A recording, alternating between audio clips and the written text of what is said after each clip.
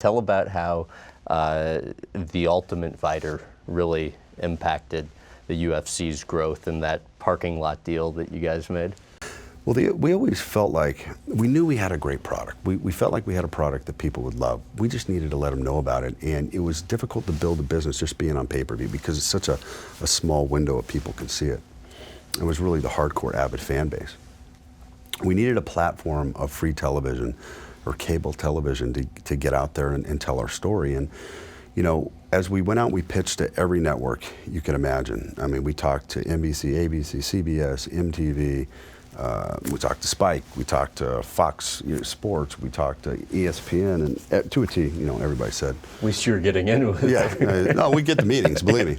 But to everybody said, you know, this isn't going to work. Well, we can't put this on our network, all these other things. And I'll be honest, you know, we were desperate. We were desperate. And as I was pitching and learning more and more about the business, one of the people that I had met was a guy by the name of Craig Pelagian, who was a very successful reality TV producer, who actually came to us with a reality TV concept called American Casino, which was based on one of our properties that ran on Discovery.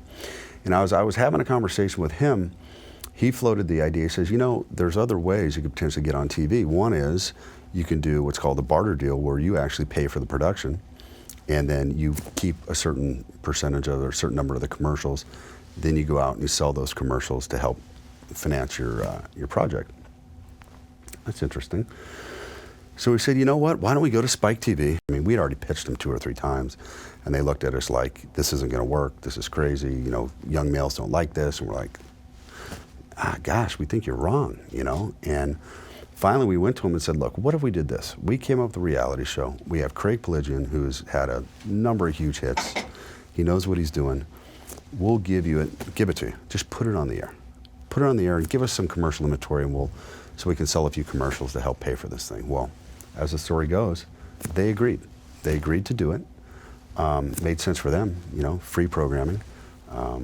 We got a great time slot, which was right after WWE, which, you know, had a big audience that led into our show. We went out and tried to sell ads. Hence, we didn't sell one ad. Not one ad could we sell. So you know what we did?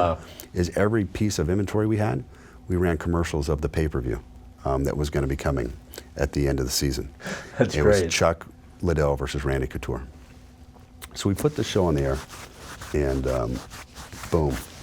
From the first episode, it was just a huge, over 1 million viewers, which for the network at the time was a big success. Right. And then it started to build, and it started to build. Every week, the ratings were going up. And you could just start to sense that kind of people were talking about The Ultimate Fighter. This thing was on TV. And obviously, it culminated with the finale of Forrest Griffin versus Stephan Bonnar, which was an epic fight, 3 rounds of just back and forth. And it was the first time a live UFC event had ever been on TV.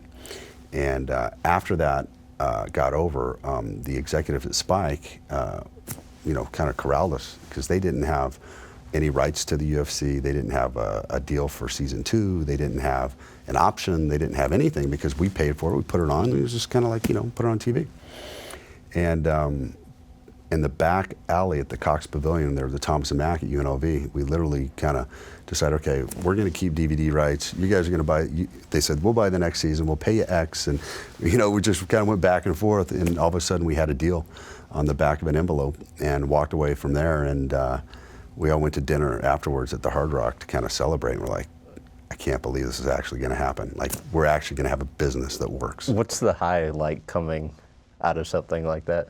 You know, I can remember adrenaline rush. It was a huge adrenaline rush, and we were just basically, you know, saying, look, everything we work for, all the time, energy, effort, everything that's been put into this thing is fine. This thing is finally going to work. We thought it could work. We felt it could work, but it actually was starting to work, and that was a cool feeling.